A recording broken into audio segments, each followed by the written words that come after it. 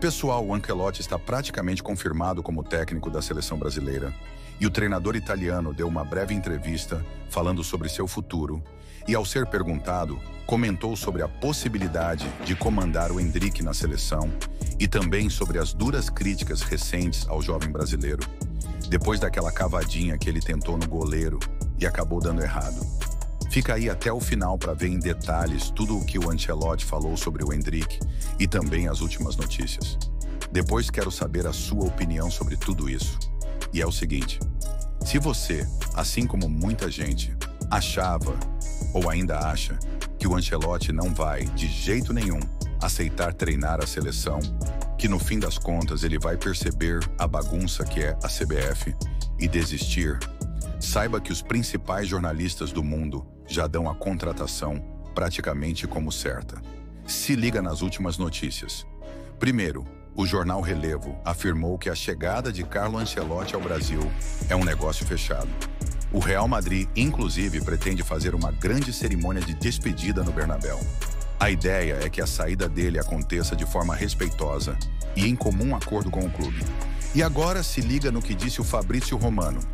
Carlo Ancelotti chegou a um acordo com o Brasil, assinatura pendente. Segundo ele, os principais termos do contrato já estão praticamente definidos. E hoje mesmo o Ancelotti deve conversar com mais representantes da CBF para finalizar os últimos detalhes do acordo. Pessoal, e claro, o Ancelotti nem foi anunciado ainda oficialmente pela seleção. Mas com sua saída praticamente confirmada, muitos já estão desaprovando a chegada do treinador italiano. Estão afirmando que ele não tem mais nível para ser técnico, que só ganhou a Champions com o Real Madrid por causa do Pacto do Real e que o Jorge Jesus seria o melhor nome possível. Mas, sinceramente, se o Ancelotti é o melhor nome para assumir a seleção, só o tempo vai dizer. Agora, falar que ele não tem capacidade para treinar já é demais. Ele provavelmente é o técnico mais vitorioso da história do futebol de clubes. Ganhou as 5 principais ligas da Europa: a Premier League, a Bundesliga, a La Liga, o Campeonato Italiano e a Ligue 1. Sem contar que ele é o único treinador na história a vencer a Champions League 5 vezes. Sim, Ancelotti não é pouca coisa. Pessoal, não é porque o Ancelotti fez uma péssima temporada agora com o Real Madrid que ele virou um mau treinador ou que não sabe mais treinar. Como eu disse, se ele é o melhor nome para assumir a seleção, só o tempo vai dizer. Agora se liga nas palavras do Ancelotti. Eu sempre trato muito bem os meus jogadores e tenho uma boa relação com eles. Recentemente, fiz alguns comentários sobre um lance envolvendo o jovem Endrick e muita gente entendeu da forma errada.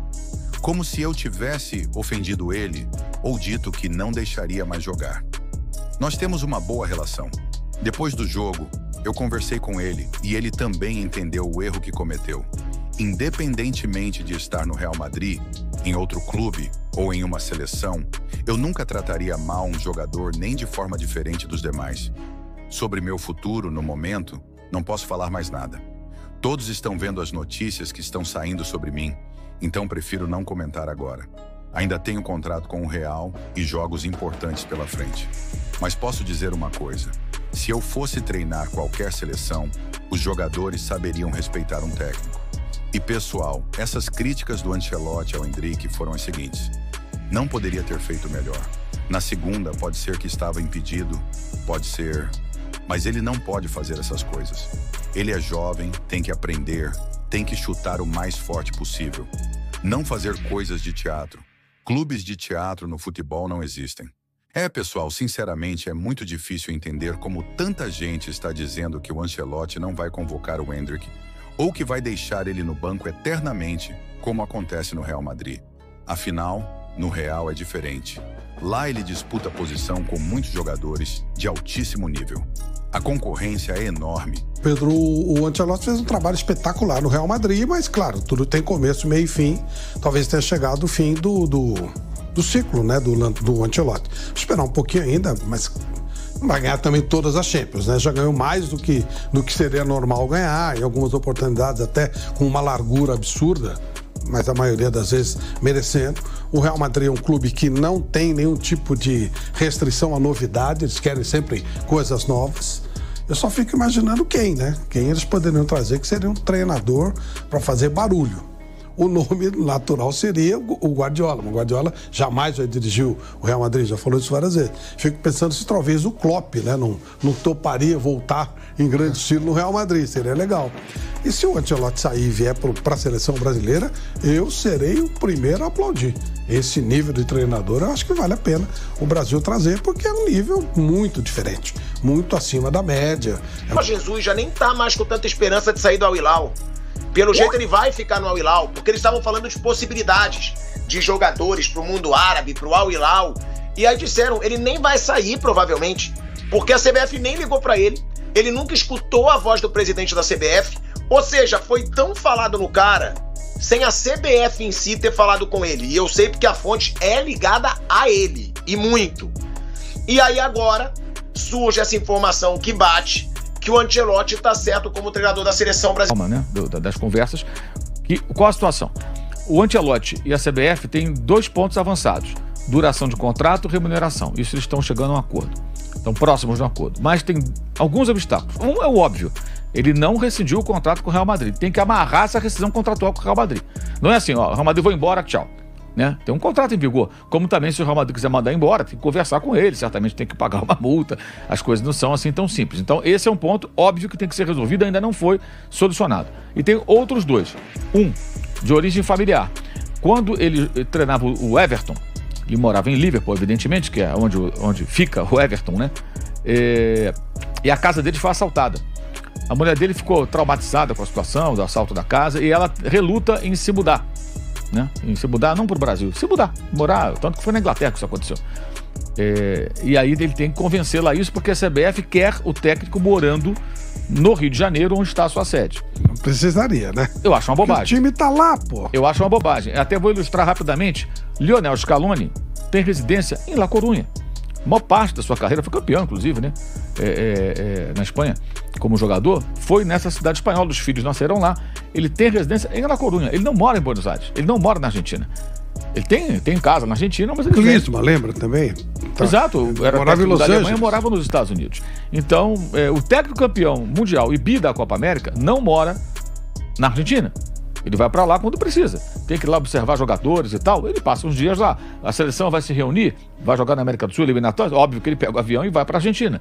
Mas ele fica mais tempo na Europa, onde ele está mais próximo, inclusive, dos seus jogadores mais importantes, que são os titulares. Eu acho que o Jorge Jesus aceitaria a seleção se a CBF procurá-lo mais adiante. Eu acho que ele aceitaria sim.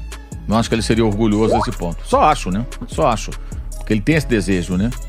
E eu acho que ele talvez tenha a noção de que ele nunca foi o nome número 1. Todo mundo sempre soube que o nome era o Carlo Ancelotti, né? Então, ele nunca esteve na pole position. Ele ocupou uma posição ali boa quando as chances do Ancelotti eram inexistentes, né? Com o contrato em vigor em todas as competições. Isso mudou no momento que o time não vem jogando muito bem, né? E foi eliminado da maneira que foi. Não foi uma eliminação simples, foi um 5-1. O Arsenal meteu 5-1 no Real Madrid, 3-0 na Inglaterra e 2-1 dentro do Bernabéu. Uma pancada dessas repercute no clube grande, não tem jeito. Não tem agenda positiva lá, entendeu, Thiago? Isso é um produto nacional aqui nosso, todo aqui de São Paulo, né? Especificamente do Corinthians, né? Agenda positiva. Você tomar uma pancada, alguém vê uma coisa boa no meio da porrada que você tomou. Lá não, aí não, onde você tá, você sabe disso, pô. O negócio pega. Real Madrid não pode ficar tomando de 5 impunemente. Aí, claro que cai em cima do técnico. Aí agora perdeu a Copa do Rei pro Barcelona, então tudo fica nesse jogo. Agora, se ganha fora de casa e fica na briga, eu acho que é óbvio que o Real Madrid não vai desistir, não vai jogar a toalha. Ele tem uma missão pela frente. A missão é difícil, o título não é provável, mas ele é possível. E o Real Madrid é um clube que tem que lutar até o final. Agora eu quero saber, o que você achou disso tudo? Você achou corretas as palavras do Ancelotti? Ainda acha mesmo que ele vai assumir a seleção? Ou acredita que ele pode desistir? Comenta aqui embaixo e vamos discutir.